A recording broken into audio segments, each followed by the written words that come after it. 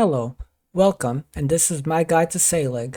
So to start off, I would like to show you how to change your configs. So you go to the search, then you go percentage, and then you go to app data.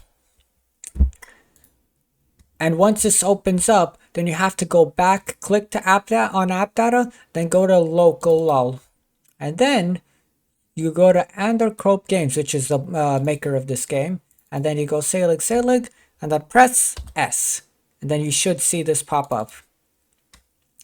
This is where you change all the configs, and to start off with, we have the population. So depending on how good your computer is, you can set it to 150 to 500. Because I have a pretty good computer, then I set it to 500, but it starts off at 300 as a default. So when you change these sort of things, leave the second number alone and change the first number, right? So you see this is how it comes as a default. I only changed the population thing, but I left the next two completely alone because I don't know, it feels like it's fine. One thing I did heavily change was the social classes. So basically, there's 3 social classes, and as a default, the dev only didn't allow the first class to have any property.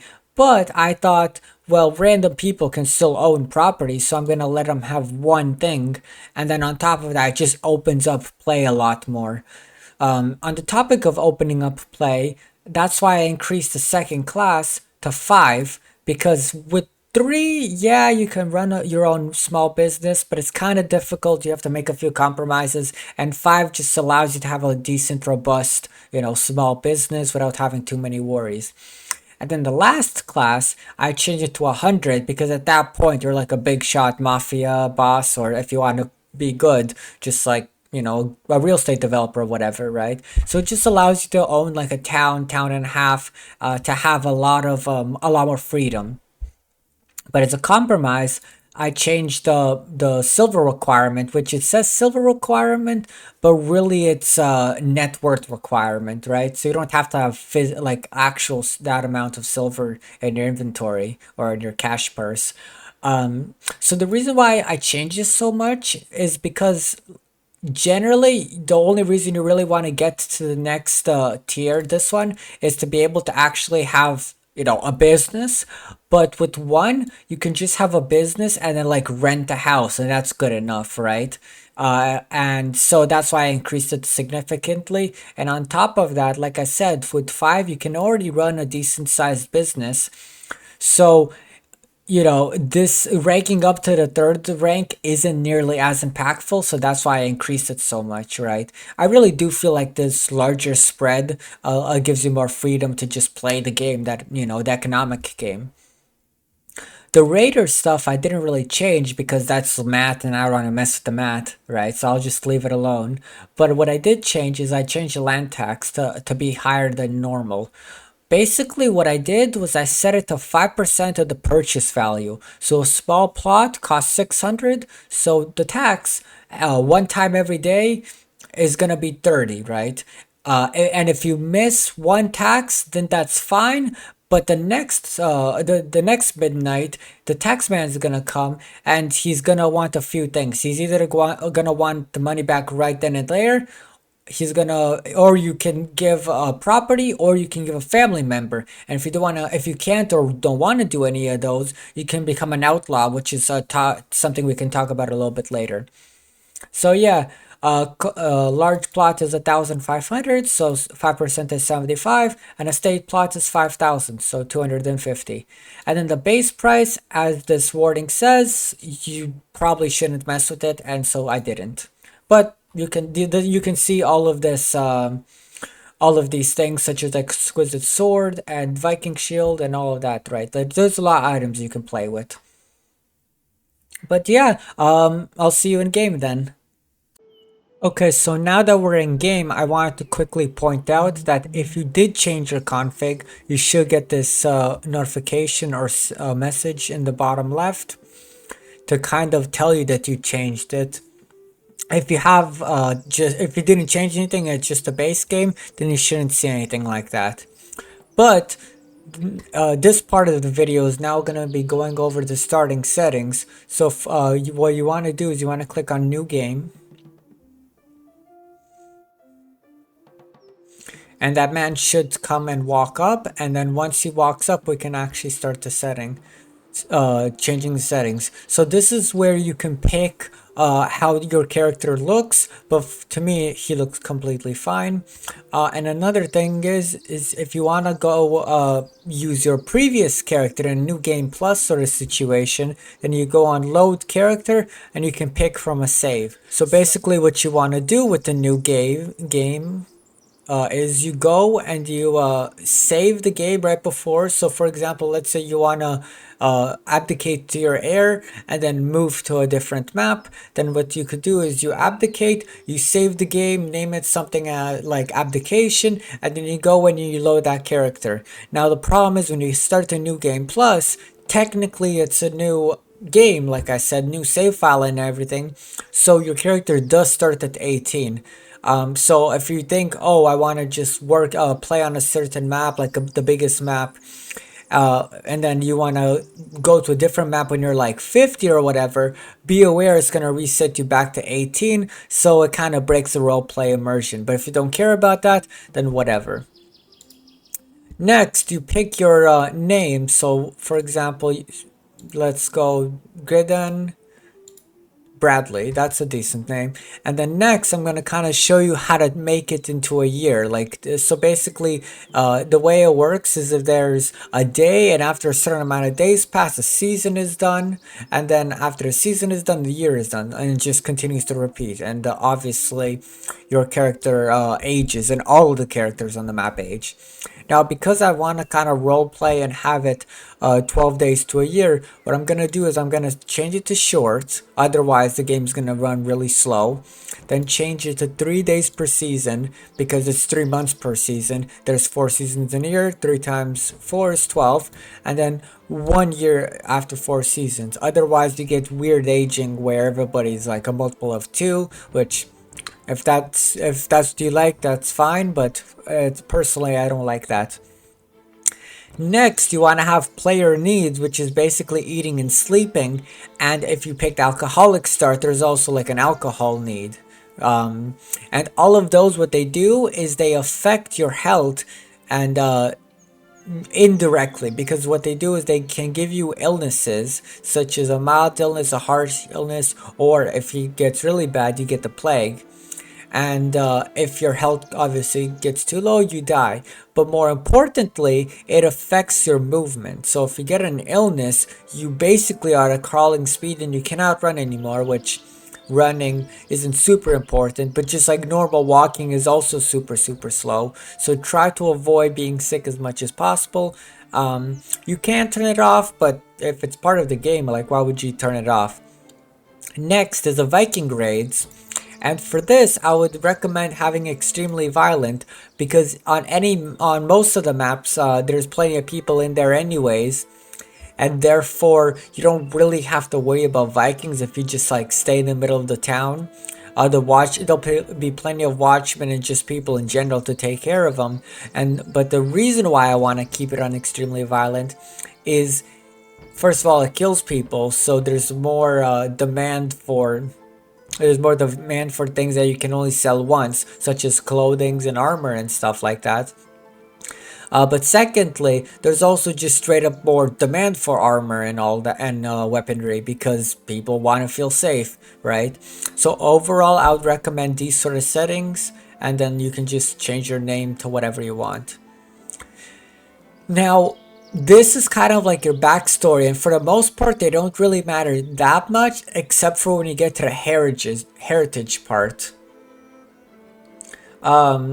Because at that actually gives you a much bigger bonuses. So for the most part, what these do is they give you knowledge in a certain thing, and that allows you to do it faster. And at certain levels, you actually get more things you can make. So if you remember in the config settings, there are the special swords, exquisite swords, I think they're called. And at that, I'm not sure the exact level, but I do know that you have to be a higher level, perhaps 50 or you know, in order to make them. Otherwise, you can't. So think about it as like becoming like a master craftsman sort of thing, right? So yeah. There is this one that I think is we should talk about. It's a supervising education. Basically, supervision gives you a bonus to the buildings that you own. So you're not working at the building, however you're giving them a bonus so they're more efficient, so it definitely is something that you can be good at. However, you can also fail and not succeed, which affects you and gives you a debuff. So just like with all skills, the more you do it, the better you get at it, and the less chance you can fail and you actually do what you're trying to do.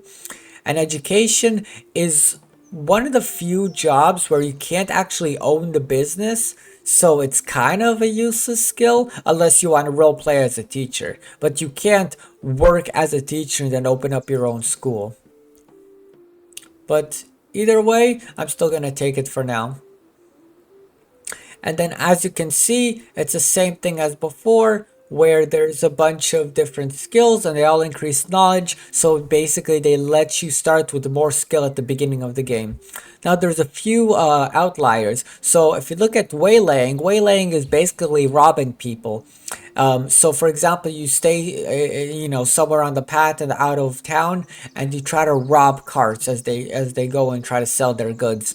Now, people will defend their stuff, so I recommend you don't do this unless you have like a sword or armor or something at least. Otherwise they're just gonna try to fight you away or call the watchman on you and just won't succeed. Next, there's the hauling thing, which basically, and we'll talk about this a little bit later on the next screen. However, hauling is how fast you move with a cart, and then fitness is how fast you move without a cart, just in general, right? So let's pick that. So same thing in knowledge and waylaying and entertaining. And then this one, like I was saying, hauling is how fast you go with a cart, and fitness is just normally. So this would also be a pretty good meta pick.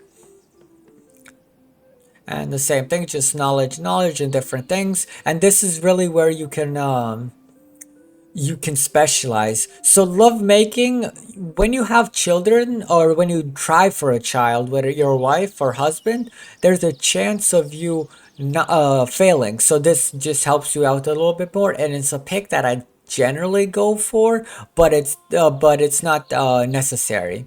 Another pick that I like is this next one, hauling cars for a trader, because it not only increases your hauling, which makes you move faster and be a little bit more profitable, especially when you're trying to sell to a faraway town, but also the trading skill allows you to make a little bit extra money on top of the current deal. So if you sell something for 100 silver, for example, you might make an extra 5 silver, or you might make an extra 20. It just depends, right? And that has to do with your trading skill. And the same thing, these are the same things with knowledge. It's all pretty much the same thing. And like I said, if you want to move really fast at the very beginning, you want to get all the fitness perks or fitness background. In this case, yes, I'm probably gonna go for fitness. So, as I was saying before, the heritage is really the important one that you have to pay attention to. The other ones are just minor skill boosts, so it's not that important. However, these actually offer, like custom bonuses. So, for example, to this one, you have +1 relationship points from every interaction, which in a game about relationships or partly about relationships, this can be very, very powerful. The second one is the Angles of Mercia, which is really, really good because this is the only boosted learning rate perk or background you can get in the entire like setup. And the reason why this is so important or so good is it's not just a flat bonus that you get at the beginning. It actually increases the rate that you learn things. And craftsmanship and tailor and farming are very, very important skills. Like you're always going to be doing them, and there's always a need to be doing them one way or another. So this is a very, very strong pick. This one is decent, but unless you're really like pushing yourself, it's not super, super important to get. The nice thing about it is you have a high immunity to mild illnesses, but at the same time, like you can just get some medicine, right? and it's really not that big of a deal. Maybe early game where you can't afford medicine, it's it's good, but generally, you know, I wouldn't pick this. This one is pretty good because you get a initial bonus, which is a bonus. You don't get an increased learning rate. You just get a chunk of chunk of points at the very beginning to fitness and hauling. So you're very good at the very beginning compared to other people. However, it kind of falls off later on in the game just because you're not going to be doing this sort of stuff. With fitness, you can have carts or hire carts to drive you around the map. And then with hauling is you're not going to be doing the hauling. You're going to be doing supervising, selling. There's so much other things you can do later on in the game. In the cold of winter, all it does is just make you sick, which again, there's medicine for that. And this one, it's not really that good unless again you want to role play because melee and waylaying, I mean, it kind of falls off later on in the game. At the very beginning it's good, but later on in the game when you kind of have to worry about your reputation and that sort of stuff, you can't really risk getting hot or pissing off people, so it's not the best. And also charms, they can be good, but I generally don't like to use temporary Mar fighters like that, so that's why I tend not to like it. But it still is a decent pick for the second perk. But yeah, I think we're gonna go for the Angles of Mercia because that boost learning rate is just very good. So this is the maps you can pick. Basically, the only maps that are really worth talking about is the Deventnasir and the Whitland, because this is the biggest map, and then this is a totally empty map. So starting with this map, you can basically start as a settler. So you have a horse, leather pack, axe bow, sack of silver, and you kind of just start a new settlement. And the Lost Woodcutter is just a harder version of that, and because you only have an axe and a pack of wood. So it really just depends on what you want to do. This is kind of better because you got the horse and you're able to, you know, hunt and do stuff like that. The horse allows you to move faster. But wood at the very beginning can be a little bit hard to get, so this might be nicer, you know. Like, it just takes a long time to get enough wood for anything decent. The Whitland start, this is the largest start, so that I feel like the larger maps have more opportunity to have a big economy, a more dynamic economy. So this is generally the map that I like to play on. So there's 4 standard starts where you basically just start with the hut, which you own completely, you're not renting it, and that puts you somewhere in that settlement. So these are pretty good if you just want a basic start, nothing fancy about it. The traveling trader, you don't own any property, however you have a backpack, which is pretty good because backpacks are they're not really made by the AI much, and it just vastly increases your inventory space. So it's quite a good start if you kind of want a little bit of a harder start, but you also don't want to deal with too much inventory management. There still is some, but the backpack definitely does help quite a bit. The beggar start gives you nothing except for a little bit of food, and maybe you might get lucky and you get some of the more expensive food, but generally you're not gonna get that much. Like, you might just get eggs, which sell maybe for 30-40 total, and then at the high end you might get like 150 silver, which is decent, but it's really only like 2 days of work, so you might as well just get a job, right? The village drunk is very similar to the beggar start, but the big difference is you have another need, which is alcohol, right, or hydration. So, but otherwise they're very similar. This is just a little bit harder. The employee start, you don't own any property, however you're given a job automatically, which, so this start I don't really think it's the best because getting a job is so easy at the very beginning. Like, once you wait a little bit longer, the jobs are going to be taken up, so they're much more competitive. But at the very beginning, like, there's a lot of jobs that are available, so generally this is not really a good start. You might as well just go for a standard beginning and just get a job that way. The business owner is the easiest start, so generally I don't really do it. But what it does is it gives you a home and a business in a random town, and then a bunch, and I think about 4,000 silver, which is a decent chunk of money. I think it also puts you in the highest social class, so you can have a lot more property, you know, and vastly expand. So if you really want to like start, have a very strong start, the business owner is good. However, this game is, it's kind of like Crusader Kings, where yeah, it's cool to start strong, but it kind of takes a lot of the fun out of it. Same thing with the landlord. You have a bunch of houses. You know, you have one house and then two huts, which, like, again, I feel like it gives you too much of an advantage at the very beginning. However, it is less powerful than the business owner because you don't really make that much rent. So, you know, this you could start making, you know, 1,000 or two per day right away. This is gonna be like a few hundred, right? But again, it's passive income, so you can also get a job to supplement that, right?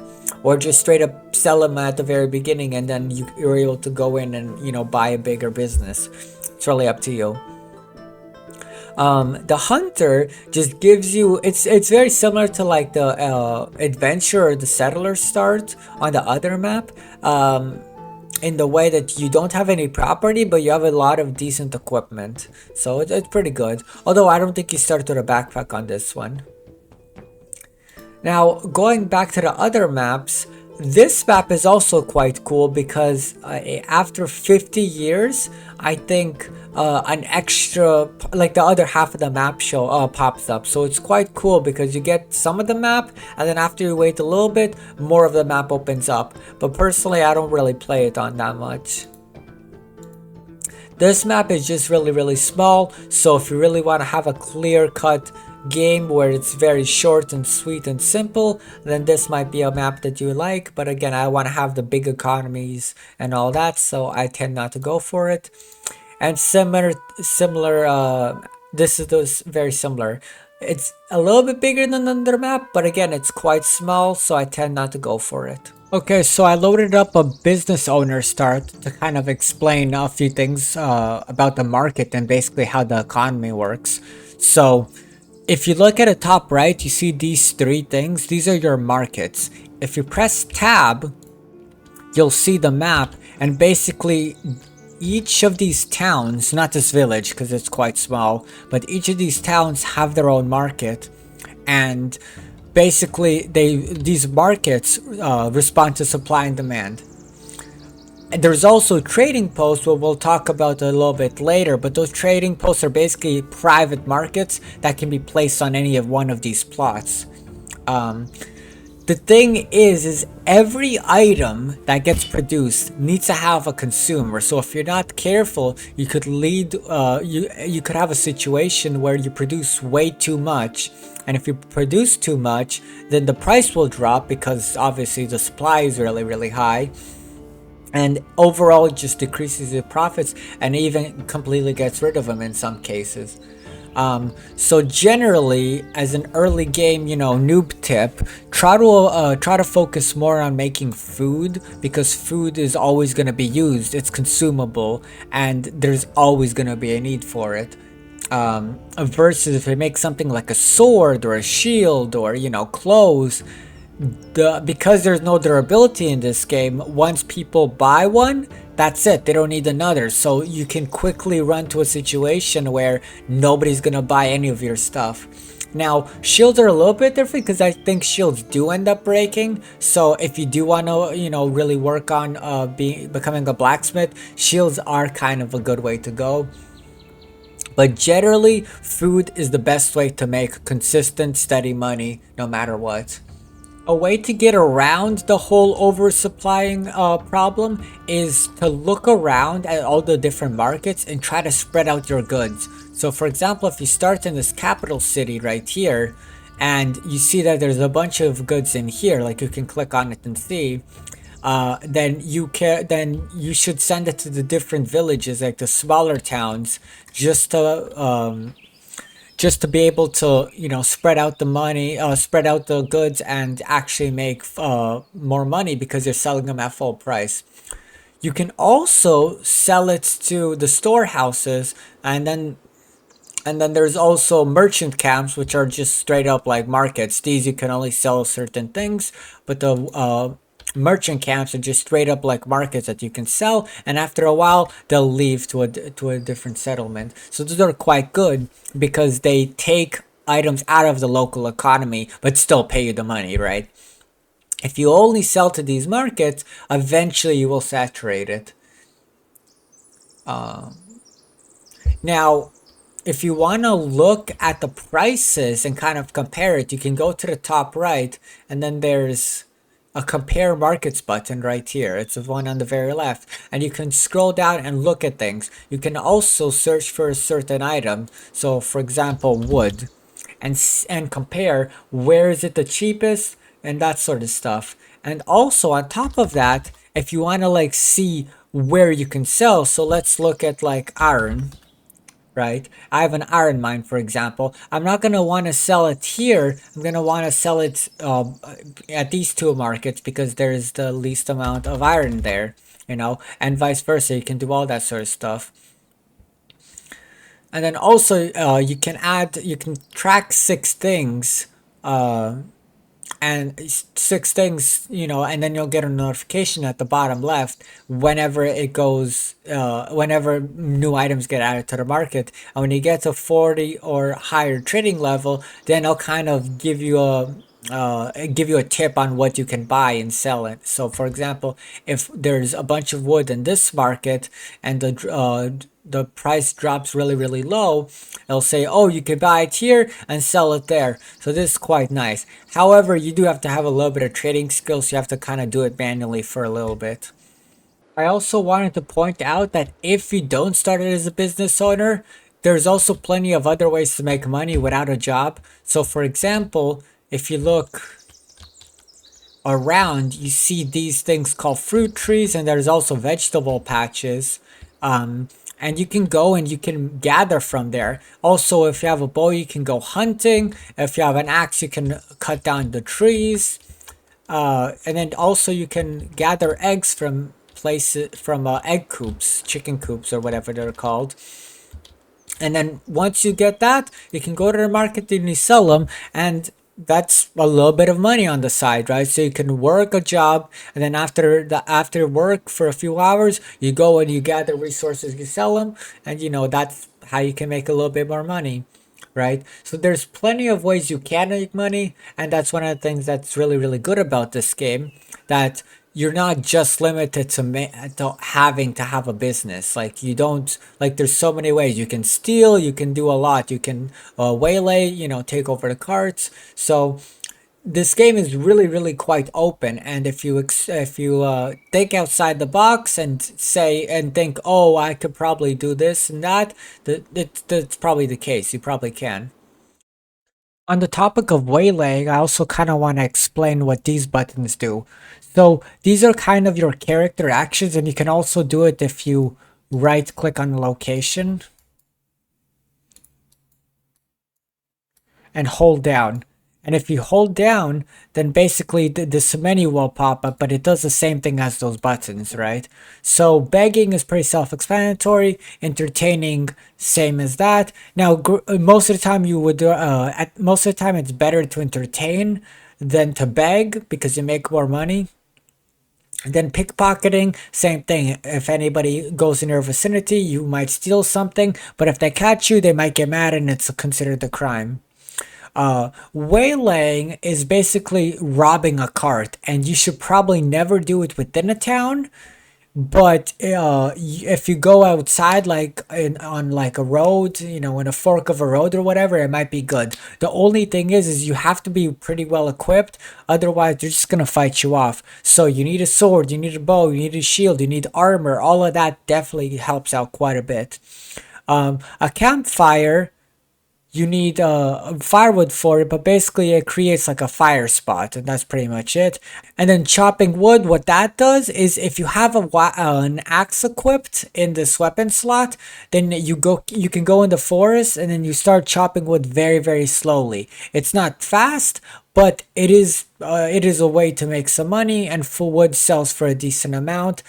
And in fact, it's one of the main ways you can play, or it's the main way you can start on the empty map. Next, I want to talk about plots and how to develop them.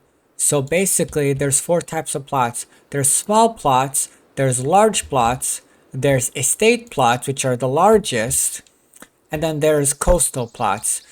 So a lot of buildings can be built on small plots, which are the most plentiful, and those are generally better because they're cheaper, there's less tax and all of that.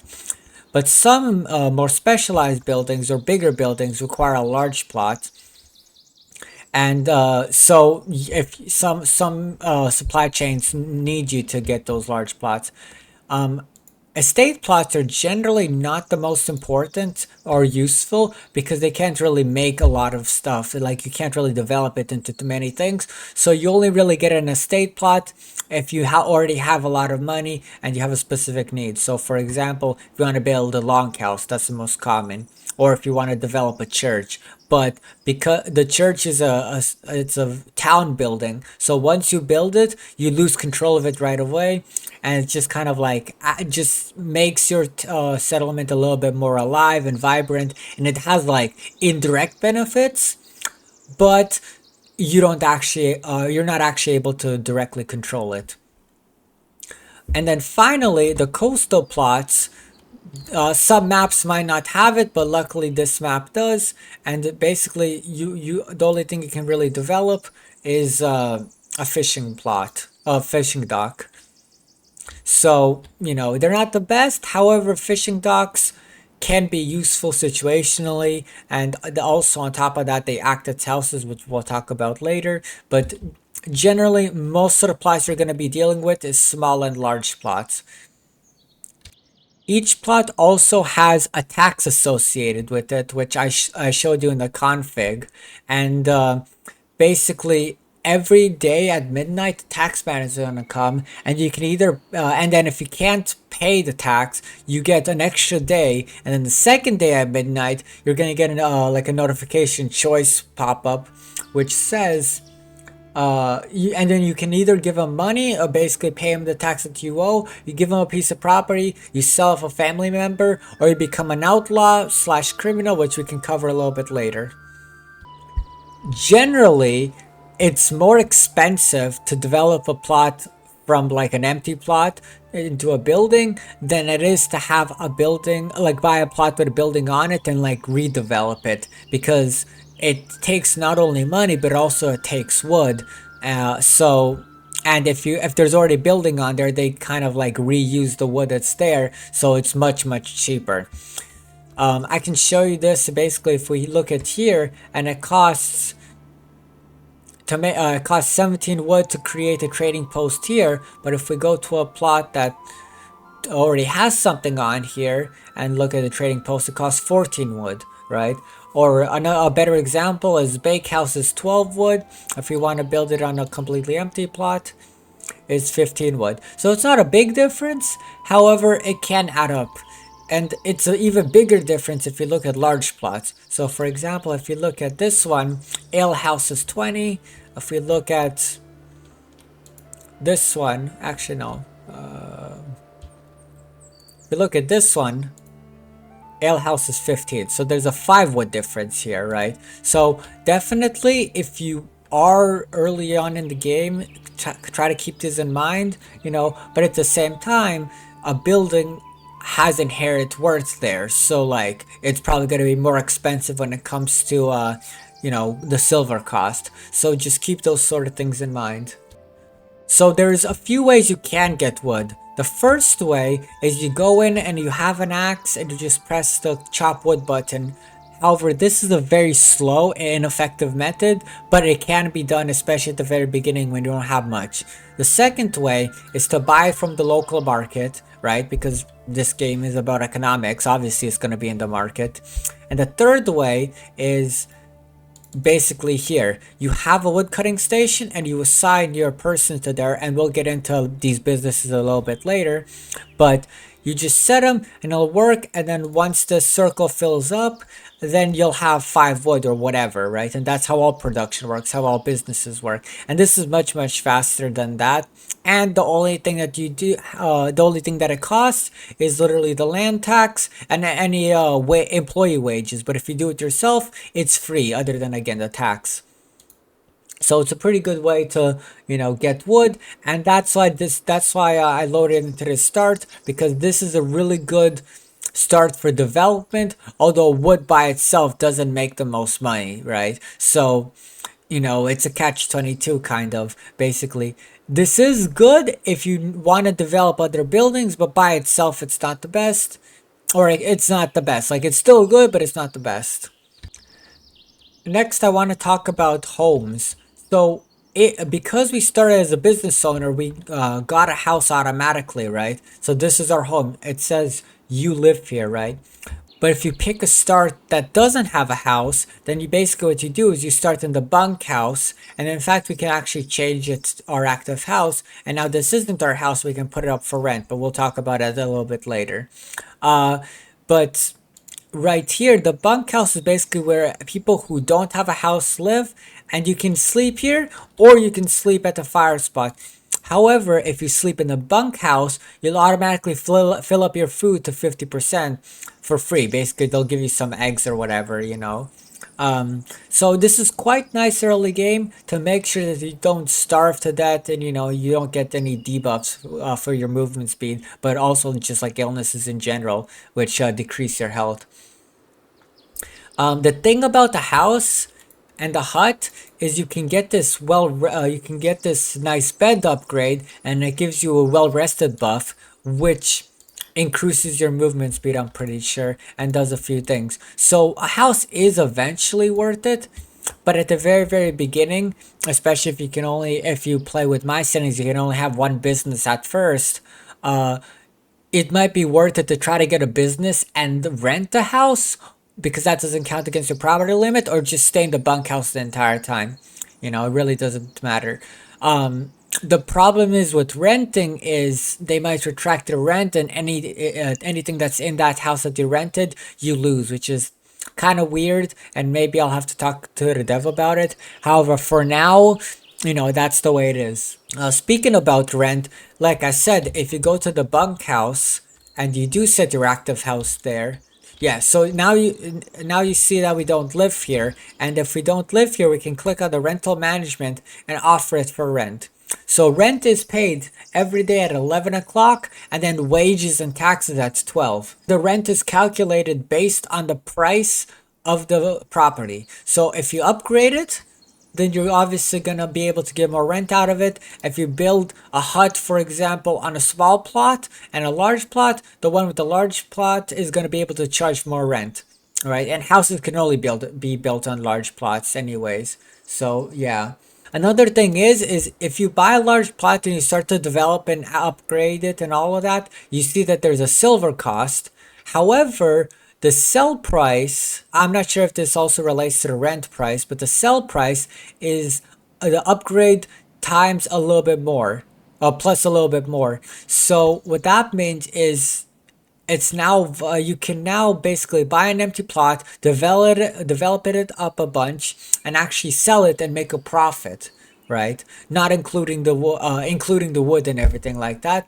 Although, if you already have a woodcutter, then it's an even larger profit than before. And finally, if you have a house, you can go in and you can upgrade it by getting the butcher table, tanning rack, and garden. And what these do is they allow you to have like a cottage industry, right? So if you have a bow, you can go hunting, then you come here and you butcher it and you tan it, then you sell it to the market, and you make a lot more money per animal doing that, right? The garden is really, really good because it allows you to harvest fruit and vegetables year round, and the eggs doesn't really matter, but the fruit and vegetables are seasonal, so you can't harvest them during the winter time. So during the winter time, if you have the garden, you can get a bunch, sell them in the market when there might be a little bit of a shortage because most people can't just go around and harvest it themselves. So it's a pretty good money maker, right? But the problem with that is only one person can do it at a time, and we can't do it yet because we don't have it unlocked. But basically, it has the same interface as the business, except only one person can work there. Like even if you're married, you can't put your spouse to work there or your children to work there. So it's kind of limited in that way. However, it is something. Saelig is also a living, breathing world, and relationships play a large part in this. Basically, the NPCs can do what you can do, and they will. So, for example, if they work at their business and you offer a high wage and they saved up enough for a business, then they'll just quit and open up their own. On top of that, if you're just idling, such as I am doing right now, sometimes they'll just randomly come up and talk to you and increase their opinion by themselves. And once you meet people, then you can go to the relationship tab up here and you can see everybody that you've met, workers, singles, everything. And then you can also pin NPCs like I did here. So for example, this is my husband and then these are my children, right? In order to have a spouse, which most of the time you start as a man, so most of the time it's going to be a lady, what you need to do is you need to find somebody of the opposite gender. You click on them and then you do either you do dance and drink most of the time. I don't know why it's not showing up here. Or you can just talk to them, or you can give them money and stuff like that. There's a bunch of different ways to increase opinion. And basically you want to get up to the pink level, which means they're your lover, and then you can ask them to marry you, right? But you need to have some sort of house. You cannot live in the bunkhouse. You can rent. Renting is fine. However, you can't live in the bunkhouse because that's kind of a shared thing and you need to have at least a little bit of privacy, right? Once you have your husband or wife, then you can do lovemaking. And as long as neither one of you have an illness, which includes hunger or thirst, you'll be able to have a chance to have a child. Now, granted, it's not guaranteed, and that's what the lovemaking stat is all about. However, if you do it enough, you should get, pregnant, as long as the woman is not too old, right? And as long as you're not hungry, tired, ill, whatever. But another thing is the NPCs react to what you do. So for example, if you get caught stealing, then they will report. First of all, they'll have an opinion malice, but also they'll report you to the guard and kind of gossip, which can get out of hand and kind of screw up your reputation, and a lot of people will start to dislike you. And on top of that, if you miss payroll, then they'll also dislike you, and which is really not good. But if you make it, then you get some opinion back. And I think this is up to a max of 65. So you can see here, everybody's just hanging out, and eventually somebody will talk to me, maybe, hopefully. So you can see here, I didn't have enough money to pay all the wages, so all of these guys got really mad at me. And if you do this repeatedly, eventually they will quit, right? But in my case, I already paid them quite a bit. I've been pretty steady with the wages, so they're not that mad at me. And again, every day that you make, you get some opinion back. I think it's 3 or maybe 5. So as long as you pay your wages more often than not, you should be fine. Now, once you have a child, the first few years it's just going to be an infant, but once it grows up a little bit more and it actually has a movable character, you can send them to school using this button. There should be like a send to school button, right? But in this case, this child is already a student, so I can't send them again. It does cost a little bit of money to send them, so it is an upfront investment. I'm pretty sure it's about 500. However, it really is worth it because like food is included in the wage and they have their own shelter, and on top of that, they just gain skills to better help them when they do grow up and become an adult. Because once they become an adult and they're out on their own, you no longer have any control over what they do. You can indirectly control them by giving them really high paying jobs, giving them their own business and house, which will give them an advantage in life. But it's not a guarantee. It's not like in the guild where you could directly control all of their stuff. Um, One good reason to give them their own business is if they have their own business, they're considered happily unemployed, and therefore they have a lot more time to go socialize and stuff like that and find somebody, because it's all about relationships, right? If they're busy working all the time and can barely pay their own bills, then they're a lot less likely to socialize with others and a lot less likely to find a special somebody. Relationships also very, very important because they affect the price of property. At the very, very minimum, in order to buy a property, you need about 50 relation with somebody, right? However, the higher it is, the better of a price you can get. Now, again, you can increase relations by singing and dancing. There's a bunch of ways. So, for example, with this guy, you can dance and drink, right? Or you can talk to them or whatever. And you can also give them a gift of property and money and items. However, if your goal is to get a discount on buying a property, you probably don't want to give them a gift unless you have a lot of like extra stuff like charms, which are very hard to sell. That might be a good idea. Generally, the higher the value of the gift, the more opinion you get, right? So a charm would actually be a very good gift because it has a pretty high value. So now that you guys know how relationships work and basic money making opportunities, we can talk about running your first business. So first, you have to be at least middle class unless you change your config. So what I recommend. But if not, then you would need to just get a job first before you can save up and get enough money for your business. So the way you can get a new job is there's two ways. You can click on the building that you want and apply for it, right? And then you'll get it automatically. There's no applying. You'll get it automatically.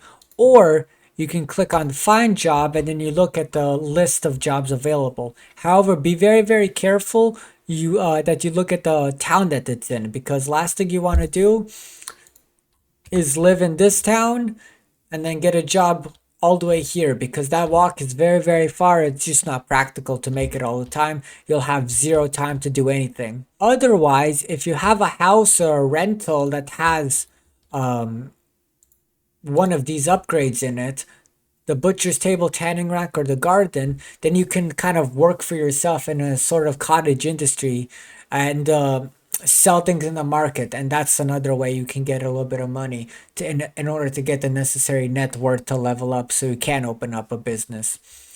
Once you have enough money / are the right social rank, then you can get a business, and we can talk, and we'll be talking about which businesses are good and bad in the next section. But for now, just know that there's a few ways you can get a business. So the first way is to find an empty plot here. You buy it and then you bring the wood to build your business. So these are the businesses that can be built on small plots, and then large plots have a different type, and some can be built on large and small plots, and stuff like that. Another way is you can go and buy a building from somebody, a pre-existing building.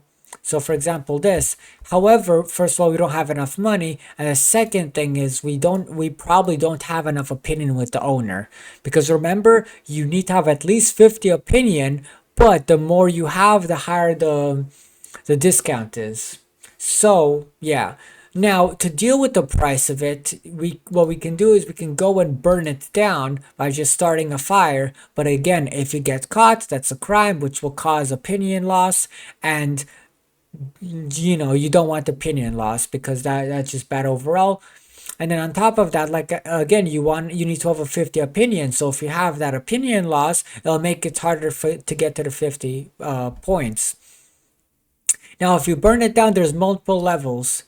I don't want to start it now because I'm gonna probably get caught, but you can either turn into rubble, which is not very good because you have to rebuild it, and that costs quite a bit. You have to build it from the ground up basically, or you just damage it and then it only costs silver to rebuild.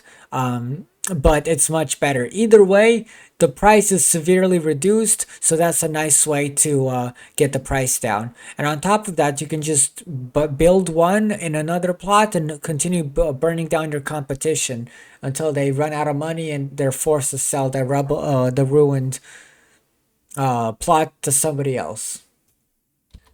This method this method is a little bit tricky when you're going against somebody who has a lot of money because and multiple streams of income, because they can just continue rebuilding it over and over again. So the solution to that is burn it down, buy the empty plot, and then turn it into something else and then sell that to someone else. So a good idea is just to make a house on the ruins because houses are always in demand. Anyways, once you have a business going, the way you use it is you click on it and then you click on this little square and you see what the business can produce. And sometimes if you get a certain upgrade, it gives you more things that building can produce, such as the bakery. You know, you can create like fish balls or whatever, but that needs a upgrade, which are, you know, those are very good, but the upgrade can be expensive. Anyways, in this case, there's two things. There's firewood and wood. Let's just start making wood, and basically you'll see my guy will come here and it'll start to fill up, you know, slowly. So you can see it's filling up here, and once it's done, we're gonna get some wood here. And it's the same thing for pretty much every building. And another thing is once you have more people assigned to the same thing, you get a bonus to the speed. So if you have 4 people on wood, your wood production is going to be much faster, more than like 4x. It's probably going to be 5-6x, right? Just because you're specializing and really like putting your heads together and whatever. You can also hire new employees using this, and if you run out of people in your map, then you can hire a stranger from far away, but that has a cooldown, as you can see. But yeah, you can just hire people. Now, the only thing is you have to pay them wages. And like I said, if you don't pay your wage, they start to hate you and eventually they'll quit. And if you pay too high of a wage, then they'll decide to go and maybe open up a competing business, because if that's what they're skilled in, they're more likely to, you know, open that sort of business. So be kind of careful with that sort of thing. The building will produce goods until you run out of ingredients, but in this case, there is no ingredients necessary, or until you run out of space. If it's on manual mode, which we'll talk about the automation about later, then this gets completely cleared. So you have to reset it, and that can easily lead to downtime, which, you know, means you're losing money because time is money, but also because you're paying somebody a wage for literally doing nothing. A way to clear the inventory, so we'll just continue it and see and let him finish the wood. So you can see now that the wood is finished, what we can do is we can also click on these 3 dots, assign this guy here, and once he's there, the cart will be able to move, right?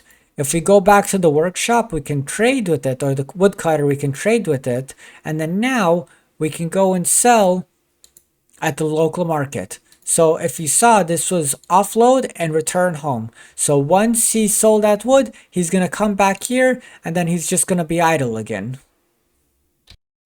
So now that the cart is back and the character isn't holding it anymore, the screen on the right completely changes, or it went away. However, if we want to just focus on making wood, but we want the cart to continue moving, we can upgrade it twice. And once it reaches the 3rd level, it now has a horse and it can travel by itself. And this is nice because if you are busy, like if your character is busy, then it can go and sell stuff by itself. And on top of that, yeah, you can have employees move the goods. However, they only work during their work time, right? So at 5 they're done. So if you don't have the horse, then and you want to sell stuff, you're forced to use your character if you don't have the horse. Speaking about work time, now that it's past midnight, I think we should pick our first employee. So this guy isn't really doing much. I'm just gonna hire him, and now we can do the same thing. We can hire him here, or we could have assigned him to to pull the cart, but he only does that while he's working, which is between 7 to 5, right? Otherwise, we just want him to focus on getting wood for us. Next, I want to talk about upgrades. So generally try to get upgrades that increase the efficiency, and then you get the workspace, because if you have a bunch of people that are not very efficient, you might end up paying a lot for the wages, and then you just don't make a profit, or your profit is much little. So for example, instead of getting this workspace, maybe get it one or two, but then try to get the high quality access as soon as you can, just because it really does make a difference in the long term. And yeah, you don't want to pay a bunch of wages unless it's maybe like a family member, because you want to obviously get your family pretty wealthy, to help them out. But generally, try to go for efficiency first. On top of that, when you do end up wanting to sell things, just take a look and see which market has the least amount of wood. So in this case, we would probably be better off selling wood to Egowall instead of the rest, right? But if you want to sell firewood, for example, we have to go to Ambercombe, right? So it just depends. And also, if there's too much wood already, then don't be afraid to switch production, manually, because like I said, until it gets used up, it's just gonna gather up and up and up, and the price is gonna go down and down. Like you see here, the sell price is 27, and here it's 23, here it's 21. So it really does make quite a difference, if you go and like compare the prices. So if we had a bunch of wood already, we would change to firewood, and I think that's honestly a good idea. Firewood is a pretty good thing because it's consumable by the fire pits, so there's a much higher market. It's similar to food. Like food's another very good industry to get into because everybody needs to eat, right? And it's always being used. Wood is a little bit trickier because unless you're using it for your own buildings, other people aren't really gonna buy it much. It does get bought because they're gonna be developing on their own. However, it's much harder to get rid of. So the first business I would like to talk about is actually not quite a business, but it's the house. So if you get these three upgrades, the butcher's table, tanning rack, and garden, your character can come here and they can do certain things. They can grow these plants, which are nice because they don't actually rely on season stuff. Normally, if you go out in the wild like this and you try to harvest one of these, if it's winter time, you wouldn't be able to do it. And same thing with the fruit trees, right? So so having the house is much more reliable. And on top of that, if you have the bigger house, then you can actually produce milk too, like animal products, right? But yeah, another good thing about this, about having a house, is if you have extra houses, you can give them out to rent. Like you can rent them out, and that's very good because it's consistent. But it doesn't actually bring in that much profit. It's just very consistent. No matter what, you're gonna get that money, but you don't really. And another thing is you don't have employees to worry about, right? So it's a very good baseline while you're trying to build up your wealth. But long term, especially if you're like low on property slots, you probably should get rid of it and just have one main house, and the rest of your slots should be businesses. The reason why these upgrades are so good is because they really support like hunting and other industries. So for example, if you open up an alehouse, you don't really need a farm. You could just work at the house and get get vegetables, get eggs, and then if you go hunting, you can get meat and leather over there, which sell for more, right? Now, the problem with this is there's no automation, and on top of that, only one person can work here at a time. So it's really not efficient. And once you can get the more specialized buildings, I would recommend you get those instead, just because they're overall better. But at the very beginning, when you're low on cash and property limit, a house like the cottage industry and a house is very good. The pros are it's very easy to start because you need a house anyways for marriage and just general storage. The goods are very quickly used because most of it is food. So that means you'll be able to quickly sell it, and you don't have to worry about flooding the market with anything because you can't make anywhere near the amount of quantity to flood the market. So this is very good to just process the goods that you can do that you can get around the map just naturally and just kind of take them above and beyond. And then it saves you if you're low on property limit. It saves you from having a dedicated building, but again later on it kind of falls off. The next building is the Alehouse, and the pros of this is it creates a good that's easily sellable, aka food. It also has a storefront, so you don't have to fill up your main inventory with the final product. It automatically comes here. And on top of that, storefronts are really good because they sell things at the sell price, at the buy price. Sorry about that. So you see here, there's two prices. There's a sell, which if you go to a market, you're going to get 10 silver per ale.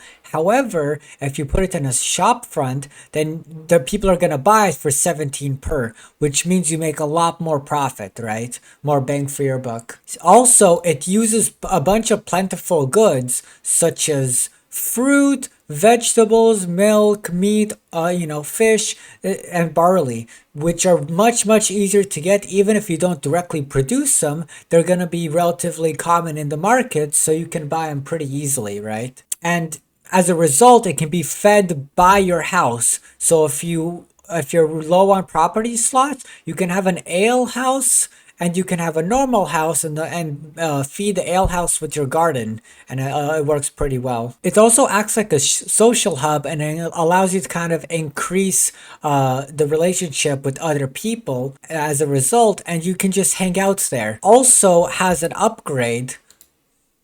It has two upgrades which offer services, which means because they don't produce physical goods, there's no risk of overproduction, and so it's just some extra money for basically nothing, right? The entertainment, it does require you to put somebody on entertainment, but as you can see with the automation, which again we'll talk about later, only one person is needed, and you could do the entertainment yourself. It doesn't really matter. So the entertainment isn't super important. However, the guest room is pretty cool because it allows you to sleep in the ale house, and then you can buy food automatically, but because you own it, it doesn't actually cost you anything. So it's a very good. So while I don't recommend selling your house, if you really needed to, you could sell it and live in the ale house completely. Technically, your house would be the bunkhouse, but you never have to actually go there. Now the cons are there's generally only one per town, so you have to buy it instead of creating a newer one. You can technically create a newer one, but just the demand isn't there unless it's like a mega town, which unless you're building your own town on the Devensicar map, like you generally only have one alehouse per town, or only able to support one alehouse per town. And if you decide to buy it, it's generally pretty expensive to buy because it's such a big building.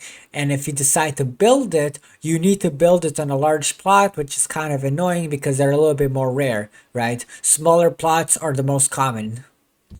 Overall, it's a pretty good starting business if you can afford it. It doesn't need much support and can create a decent amount of profit for you. And therefore, you can hire your family and max wages and still make your personal character have a lot of profit. This will not only make your personal character really rich, but also allow give them the opportunity to socialize and build their connections and relationships. The next building I would like to cover, and we already saw it in the previous save, is the woodcutter's hut. Like I said, it produces two goods, wood and firewood, and which is pretty good because firewood is consumable, so you can sell a lot without flooding the market. It also is a pretty good support building when you're trying to expand your empire and build more buildings, but once you're done developing, it drops off in usefulness very quick. Again, you can sell the woods to the market to allow other people to develop it, but eventually there won't be any plots left, so then you're kind of out of luck. You don't have anyone to sell it to. Another thing is it's very expensive to build. It has one of the higher wood costs. of all of them, if we go here to a small plot and check the price, you can see that a woodcutter's hut is 35 wood and 3,500 for something that really doesn't bring you that much profit. So again, it's for sure more of a support building, and you're better off building another building to first get the silver in your pocket and then build this as like a second or third building. Overall, it's a pretty good building in the early game and mid game when you're planning on doing a lot of development, but it definitely falls off pretty quick in the late game. Next is the field. So this creates a lot of goods that are used in a lot of other buildings, and it can also be built on an estate plot such as this big field, which is nice because estate plots are generally pretty limited in what you can develop. Most of the time it's pretty much just a longhouse, which as you can see are very, very expensive. So therefore, you can put down a farm and it produces a lot of good. It's much more efficient than the large variant. And it still allows you to kind of hold that estate plot without having to, just leave it empty and still have to pay that tax. It's also pretty cheap to build at 5 wood and 500 silver per farm or per field. So it's not that much of an investment. The problem is you just can't sell it to the market directly because it's very easy to flood the market in that way. On top of that, a lot of the stuff are seasonal, so you can't grow vegetables during the winter time and that sort of stuff, or fruit during the winter time. So if you're not careful and you don't really babysit it, you're gonna have a lot of downtime. On top of that, because it produces so much, it fills up the inventory quite fast, so you need to have it go somewhere, right? Like a mill or an inn or whatever. Or not a nil, in an alehouse. Finally, you can't really automate it properly, which we'll talk about a little bit later, but you can't really put wheat and barley and have it switch. You only can pick one at a time. And I think it has to do something with the way they're coded. Overall, it's a pretty good support building when it's part of a supply chain. However, by itself, it's not the best. In order to fully utilize the power of the field, you really need a flour mill. And these basically have two recipes, wheat flour and barley flour, which you can then sell to the market, and you have a lot more the price will still be high because you can sell both the wheat and the flour, or the grain and the flour, right? And it'll still be pretty. You won't hit the minimum price or have a price decrease. Another thing is it's very labor efficient. Originally, it starts with 2 labor slots, but you can get a horse, which will decrease it to only 1 labor slot, and so you only pay 1 wage, and you still can get quite a bit of production from it. On top of that, it can be built on a small plot, although these are large plots, but it can be built on a small plot, so it can be very efficient. Like you don't have to waste all that money on tax, but also purchasing the large plot in the first place in order to get your production chain up and running. Now, the problem is that you really need a bakery to make it work because, yeah, you can sell to the market, but by itself, its profits are not going to really be the best, and you're better off getting something else.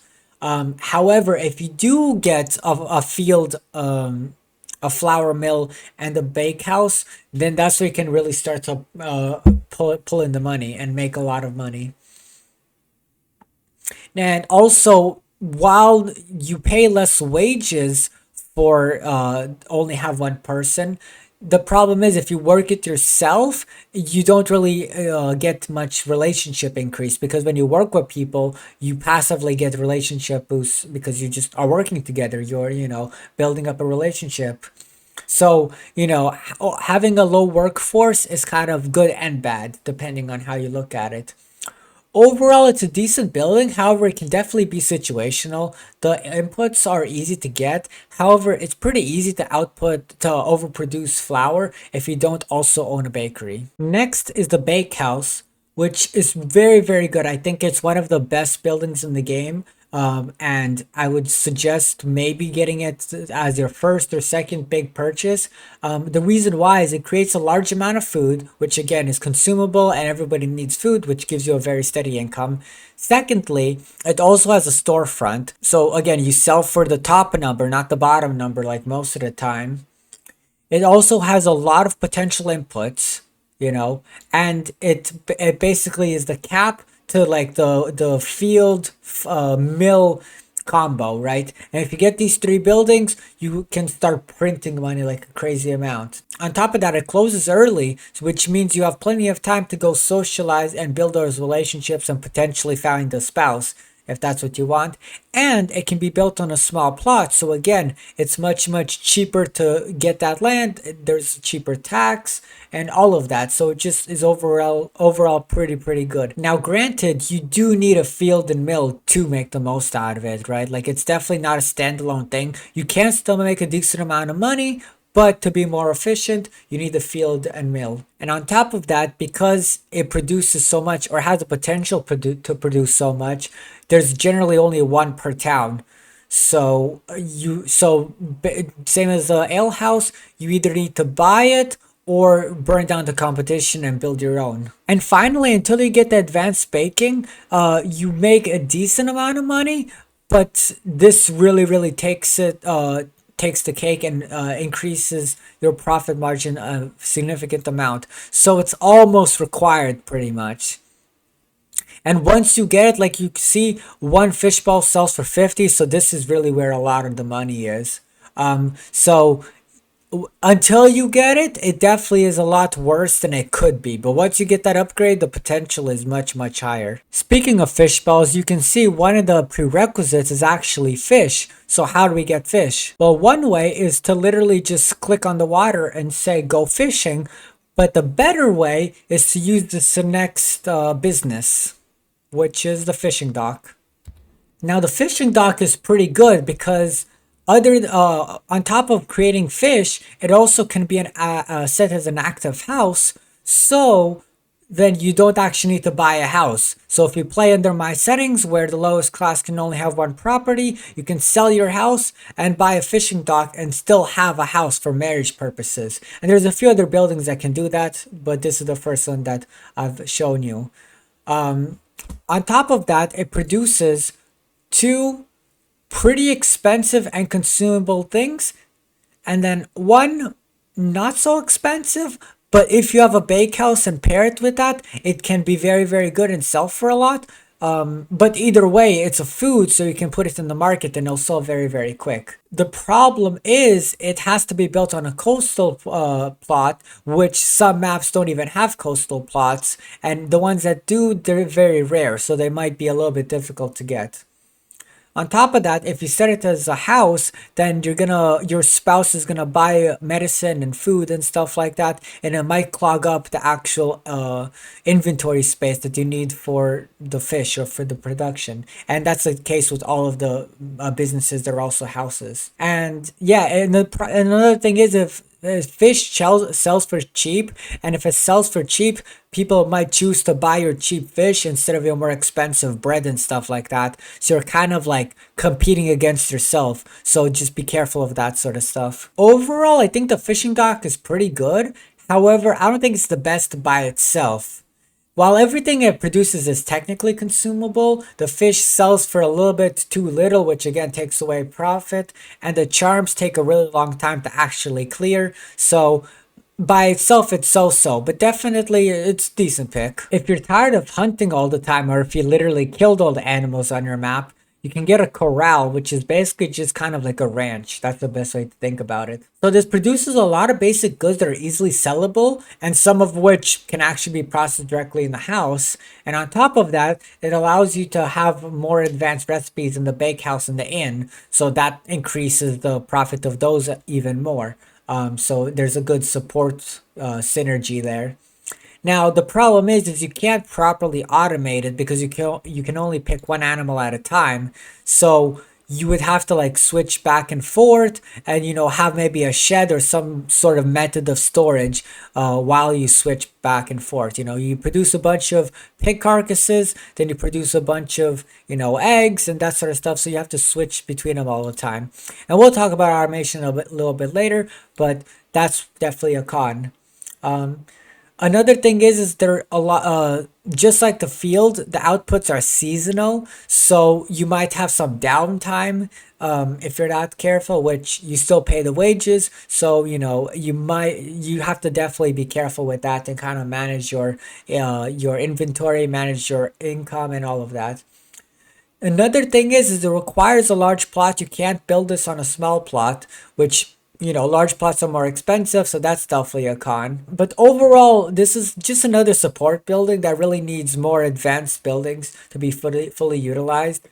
While you can technically sell things to the market, the amount that it produces, even on the lowest levels, means that like you just won't make much of a profit. So you have to buy another building to really take to fill in the gaps. Like this, instead of just going in and maxing it out, it's not worth it. So in order to fully utilize the previous ranch building, you really need either a leatherworks or a butcher. But let's talk about the leatherworks first. First of all, it can act as an active house. So just like with the fishing dock, you don't need a house for family reasons.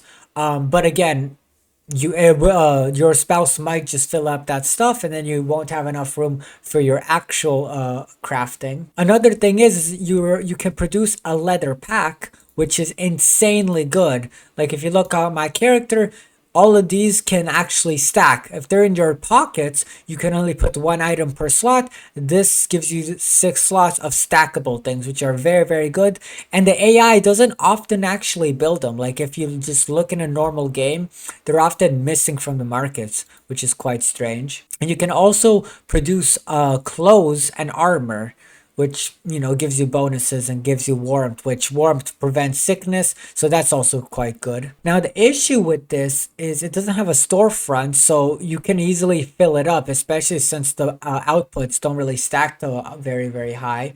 Another thing is it requires a large plot, which again is very expensive, and it only produces non-consumable items, so it's very easy to saturate the markets because things such as weapons and clothes and stuff like that, once they have it, once an NPC has one, they're not going to buy another one, and there's no durability mechanic in this game. So, it's very easy to just produce a bunch and then have it sit on the market for a long time.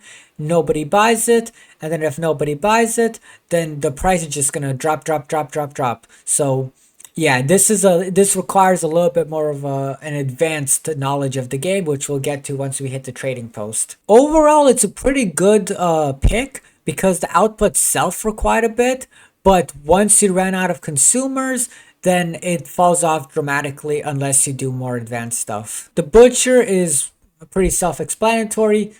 Basically, what it does is it allows you to get meat and break it down. So there's 2 types of recipes in this. There's the pig and then there's the cow. So the cow basically also gives you bone charms, which charms are quite good because they sell for a lot. But just like with all charms, the gold, silver, all of them, they take a long time to actually sell. So, it's kind of difficult. You want to make sure you don't really flood the market. On top of that, it creates leather, but leather really isn't that useful unless you have the leatherworker, and the leatherworker can also create leather, so it's just not the best thing. The thing is, it can be built on a small plot, so it's not that expensive to start up. But overall, this is just another support building that really requires other buildings to be profitable, such as the Corral and the inn, or not the inn, the alehouse. You can sell the goods directly to the market. However, it will be kind of difficult to get people to buy all of that because it just creates a lot of food. Next is the Herbalist hut, which, as you can see, I haven't really upgraded it because I don't really use it very often, and I bought it for this video. However, the reason why it's good is it produces mostly consumables and it has a healing service. It can also act as an active house, which is quite good, but again, carries the drawbacks of the other ones.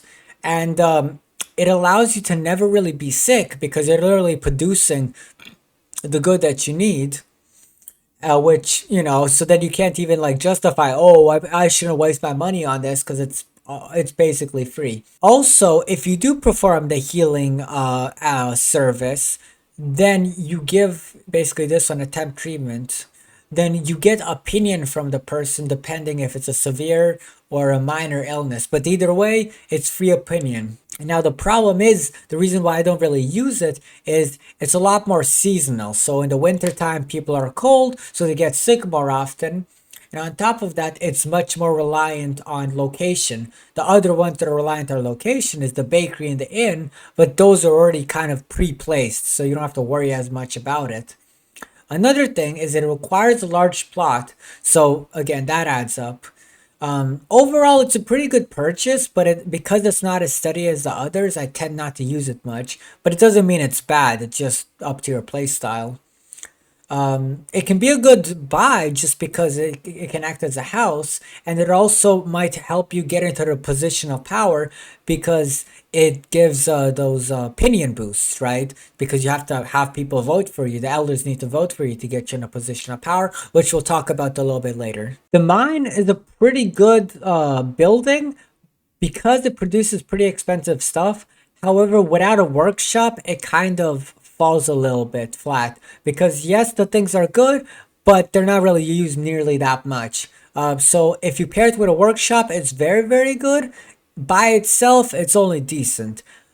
It can be built on a small plot. However, it's very, very expensive to build. So, like, yeah, if you can get it, it's great. But because without a workshop, it's not the best. And because it's quite expensive, you see 45 wood, I think it's one of the more expensive ones, and 4,500 silver. Uh, it's not it's not necessary. It's not like an A tier, right? Overall, this is one of the better support buildings because you don't need a workshop to make decent profits. However, definitely tends to fall off later on once you saturate the market with workshop outputs. Because if you saturate the market with workshop outputs and the only thing that uses these goods are the workshop, it's kind of like it kind of falls off then. But it's pretty good overall, a good solid B tier. Speaking about the workshop, this can also act as an active house, and it produces a wide variety of high-end expensive things. The problem is most of these are not consumable. The charms are consumable, but just like with all charms, they're really not consumed a lot, right? And the shields can break, so I guess those are technically consumable, but again, they last quite a bit of time. So generally, what the problem with this is, while yes, at the very, very beginning, it can make you a lot of money. Once everybody is equipped or who wants to be equipped, the profitability drops drastically, and then they just start to flood the market and pile up pretty quick. However, the more people that are equipped, the more the less the Vikings can do damage, and that's why at the very beginning I said I recommended to put the Viking raids on max. It's to kind of increase the profitability of the workshop, because if people die, they don't drop their things. So if they die, now you have a new consumer as soon as that kid grows up, because there's like a population cap. So if one person dies, then another kid is able to be born. You can also outfit yourself and any hiremen, which I'll talk about later, but they have to do with the den to increase their effectiveness. So if you do want to become like a criminal mastermind, this is definitely a very nice building to have. Overall, it's pretty good, but until you saturate the market. After that, like, you really need to start selling to merchants, or you need a trading post, or you need to figure out some way to get rid of the stuff, because they're just not going to sell in the local markets. The den is the next building we are going to cover. So the pros of this is it allows you to equip your spouse or any family member with any armor. And the way you do that is you literally hire them, and then you get the armory upgrade, which will give you a secondary inventory, kind of like a shop front, where you put the items in, and then when they go on duty, they'll take from that. Except they actually won't unequip it, so you can give them really high level armor, and they'll use it in their day to day. The purpose of this building is to automate crime, so you can tell people to go loot, to waylay carts, to do all sorts of stuff. And because you're not doing it, you don't actually get in trouble, so you don't take the opinion malice, but also you don't actually have to go into jail and waste time doing that. You can also get the living quarters upgrade, which turns that into a house, which is quite nice. And you can get the hidden cache, which is a totally unlootable inventory, that is there no matter what. On top of that, you can train your skills, and then it's also built on a small plot, but it has to be a wilderness plot, which are a little bit more rare. It's a small plot, but it's kind of like designated differently, so technically it's not its own plot, but just know it has to say wilderness plot. Now, because something like this is a little bit more risky, like crime is risky, if they do get caught, they get sent to jail, so it's not consistent. But when they do pull off a very big heist, you can make a lot of money like that. Now, also, they're not watchmen, which are like the official guards, and so they won't defend during Viking raids, since this is technically a job, and when raids happen, work is totally cancelled for the day. Now, the den overall, and that's why it's new, because I destroyed it, it's more of a roleplay building, since it's not consistent or the most profitable. And it really just depends on how the overall economy is doing. If your economy is doing really badly and everybody is poor and there's nothing to steal, well then, it's going to do very, very well. But if you did a really good job at growing the economy and everything's prosperous and all of that, then, it might be worth it. But overall, if you're not playing the bad guy, it's not the best one to have. The second to last building is the shed, which is pretty simple. It's literally just storage, right? It can be built on a small plot. However, if you build it on a large plot, you get multiple sheds kind of like this, which gives you a lot more storage and it gives you a lot more bang for your buck. And it's very, very cheap to build. I think it's something like 5 wood and that's it. 5 wood and like 50 silver. Very cheap. Now, the problem is it doesn't make any money by itself. So if you're not the highest class, or if you're struggling for property slots, you probably shouldn't get this. However, it just lubricates the whole supply chain so much more. Now, another problem is just the basic storage shed. It doesn't really have that much space, so you really need to upgrade inventory at least a little bit to get any proper use out of it. But yeah. Overall, this is the definition of a support building, because without anything else, it's literally useless and you're just going to be paying that tax for nothing. You should probably avoid it until you have a pretty robust business already and need the space desperately, or you have a bunch of fields and you have a bunch of corrals that are much more seasonal in nature. Then they might be good, for storage reasons. But otherwise, just wait. The final building, and to be honest, the most impactful building, is a trading post. It's basically just a private market. And just like the storefront, anything you put here will sell at the top number, which is the buy price.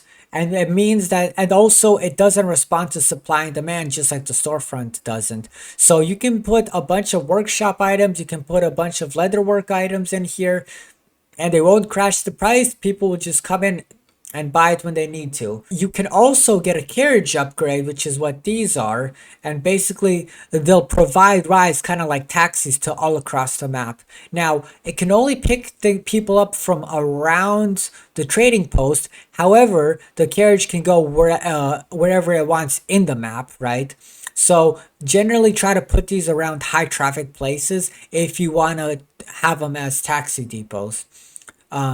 Another issue is that you need somebody to actually be using the sell goods task, and if you don't do it yourself, then they can only sell within the allotted time that they're open.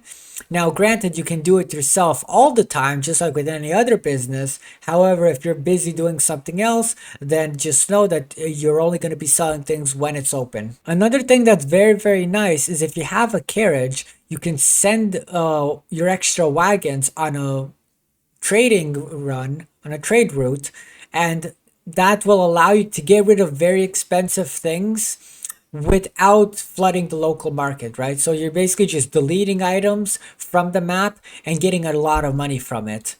Now they're a little bit tricky to get to start. For example, you can buy another cart, which is I guess another tip like this. You can increase it to two, and then you can once it has a horse attached, you can set up a caravan and you can see high demand items, and that's what you want to sell. Now granted, you can sell anything, you can send anything. However, these are going to fetch a much higher price, and you can kind of just see what you have. And that's another reason why sheds are so good, because you can store a bunch of stuff and then only sell things when they're in high demand. On top of that, you can set a budget and bring things back if like your map is missing something. So for example, you don't have any water, so you need a bunch of fish for your fish balls. You can then ask for fish, like import fish. So it's very, very useful in that regard. And it can be very, very good to just like supercharge the profits of every other industry you have. Another thing you can do is you can go look in the markets tab and see if anything is below market price. And if it is, you quickly scoop it up and then you put it in your trading post, and then they'll automatically sell it. So if you buy it, because the thing is, if it's under market price and then you put it back in your trade post, it sets it back to market price and people are going to come and buy it from there, right? Or you can just treat it as storage, and then when you need to, you can go and actually sell it to somebody else. But because if you sell it directly to a market, you're selling it for the bottom price, it's much harder to get a profit doing that. The best thing to do is literally just look at the markets and try to buy things. Or if you use this best trade deal window, this will automatically do it, but you need to trade a level of 40 or above, right? So yeah, it's a pretty, so therefore you can kind of use it as a first building, but generally unless you're playing like a thief run or whatever, it's not the best first building. There's other ones that are much better. It just once you have those existing buildings set up, then this really becomes very good. So now that you have an idea on what businesses are good and how you should use them, we should start looking at automation. At the very beginning, when you only have one or two buildings, you can probably get away with just doing things manually. However, once you get a big enough business, 5, 10 buildings, automation becomes your best friend. So the way you turn it on is you go over to where the employees in the production section is, you click this little cog, and then you switch it from off to on. The first setting that you can change is the source ingredients from, which is basically where it pulls the ingredients from. On default, it's at markets, but you can also change the sheds once you have those set up. But for the most part, at the very beginning, or at the very beginning when you start using automation, you should probably keep it on market. Then change the budget to whatever you want, depending on how much money you want to spend, right? But if you, oh, sorry about that. But if you don't want to do it and you want to manually feed it, just set it to 0 and they just won't buy. After that, you can change the send produced items to market and then periodic. That's what it is on automatically. And then every once in a while, about once or twice a day, is going to fill up the cart and send it to the market that has the most profit potential, right? So it might not be the local market, it might be the furthest away market, because that has the least amount of the items that you're trying to sell. If you keep it on, or what you can do is if you go to, for example, the mine, and look at the automation. In this case, you're not buying anything, but you're selling it. You can send it to my other businesses. And if your other businesses are full, then you can send the rest to markets or sheds or trading post, right? And that's the only way to unblock this. Otherwise, if you change it here or change sheds or trading post, then it stays blocked.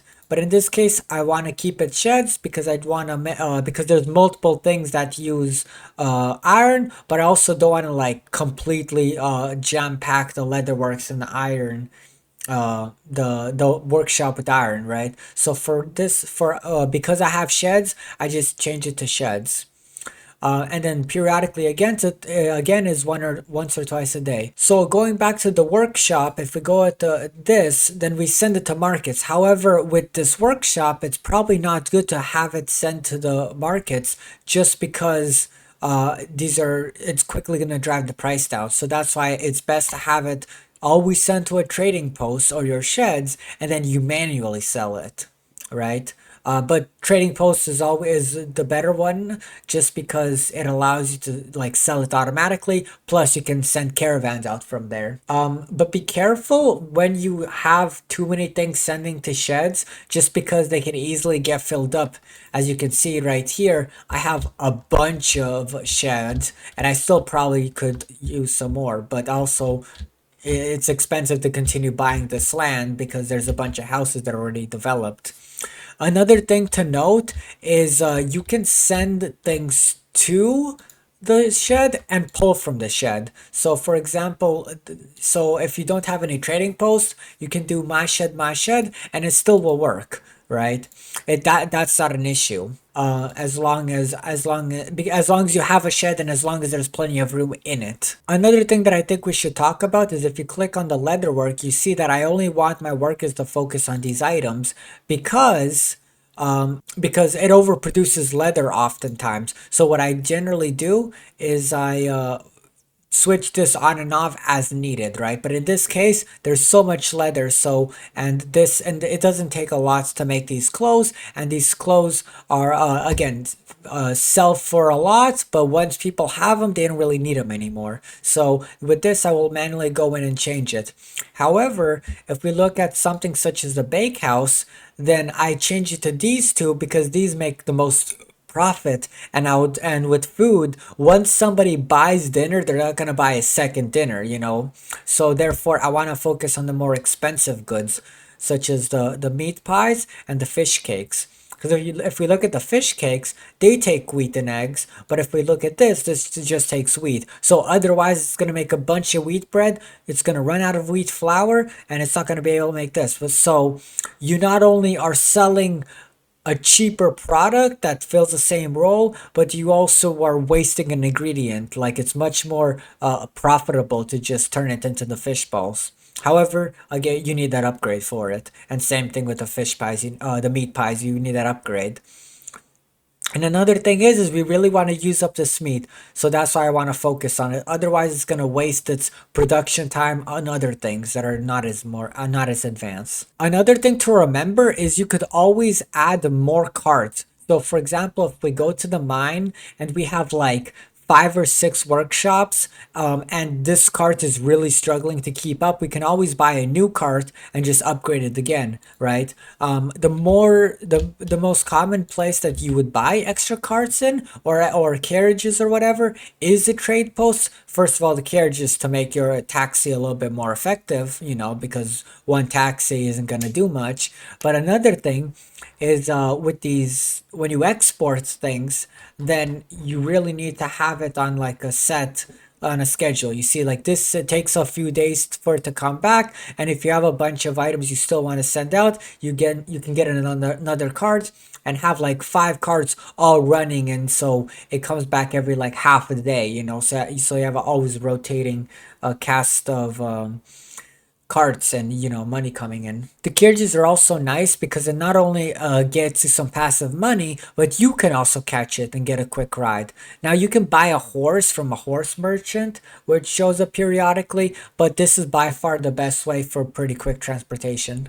There are also other buildings that are owned by the town directly, and while you can technically build them, as soon as you do finish it up, it'll automatically revert to the town. The first building is the church, and the church, technically, you can own, and the way you own it is you become the abbot, right? But because it's an election based position of power, you don't actually own it. You just are able to be to act as a steward, and if you're the steward, then you can create these recipes. But again, you have to be elected. You have to become the abbot for that. The church is also where you can adopt orphans, and the way orphans are generated, they're not generated, but created, is basically their parents die. And again, this game is very heavy on simulation, so these don't just spawn out of nowhere. Their parents actually died, and if you do want to adopt somebody, you can go and murder their parents, and then they'll show up here. But once they become an adult, obviously they're not an orphan anymore. The next town building is the learning hall. So this is a place that offers you work. However, technically it's not really a business. So you can work as a teacher and, train up your education skill, but you can never really open up your own private school, so it's kind of useless. Like, it's not the long-term thing unless you plan on role playing. Another thing is you can only get one per town, same as most town buildings. And if you build it, if you have a town that doesn't have a learning hall, you can technically build one, but again, on completion, it'll revert back to the town. It's just useful if you want to like make your population more educated or educate your own children, in fact. This is the most common slash useful town building. It's called a bunkhouse. This is where people who don't have a house, either by renting or straight up owning, live. And in fact, you can change your active house there. And if I wanted to, I could change it here, and then I could put this house for rent to make a little bit of extra money. However, the problem is it doesn't have any inventory, so can't just store random stuff there. On top of that, because you don't actually have a place, you won't be able to get married until you get your own house, because you need privacy and everything. The good thing about it is it offers you a good place to live and sleep, and if you're starving, it'll fill up your food up to 50% for free. So for basic needs, this is very, very useful, and it'll prevent you from like dying in a harsh winter where there's no food and money. This is one of the best ways to get food, because fruits and vegetables, like if you go foraging in the wild, that's completely seasonal. However, the coop produces food year round. Now the problem is they're not very expensive, so don't expect to make a lot of money doing this. However, if you need some food, it's very, very useful to have, especially if you want to get the well-fed bonus. The pit is basically just a jail. Now, you can't sleep and you don't get fed in the pit. So if you have a really long jail sentence, then you might get a bunch of health malices, and potentially even get the plague if you get unlucky enough. Generally, this is where if watchmen catch you, this is where they throw you. So just be careful, and try to be sneaky when it comes to crime. Finally, we have the positions of power, which are basically kind of like the political positions. So to start off with, there's one for each town. Technically, there's 4 towns in this, but only 3 markets. So let's just look at the capital, which is this, where we're at right now. The way it works is you have elders, which are the oldest people in the settlement, and the amount of elder positions is linked to the population of the settlement. As an elder, you get a little bit of silver every day, you get random events, and you're the people who are able to vote and elect other people into power, such as these 2 positions below. Now the town reeve, you can think of him as kind of like the sheriff, and he can declare anybody to be an outlaw, such as if you have like an enemy or economic rival, and then you get them in the pit, so that kind of messes up that kind of messes up their business, or they can choose to pay a fine. You can also prioritize certain buildings for the watchmen to patrol, which is very useful if you have if you have a lot of enemies and you really need the watchmen to protect your buildings. You can also confiscate certain goods from other people's buildings, and just like with the abbot position, you have immunity from local law, so you can't really get accused of a crime, or you can just straight up commit crimes. Now, granted, if you do it too much, then you'll be considered corrupt and the elders will kick you out. On top of that, because you're the head sheriff, head watchman, one might say, you also get a percentage of all the fines issued by your watchmen. the abbot is in control of the church, and like I said, you control the church production, so you can make things such as wine, incense, and honey, and just whatever else the church creates. You can also collect donations, and you can buff people by blessing them, which gives them a slight bonus. Just like with the sheriff or town reeve, you have immunity from the law, and you don't pay any taxes, land taxes, for both positions.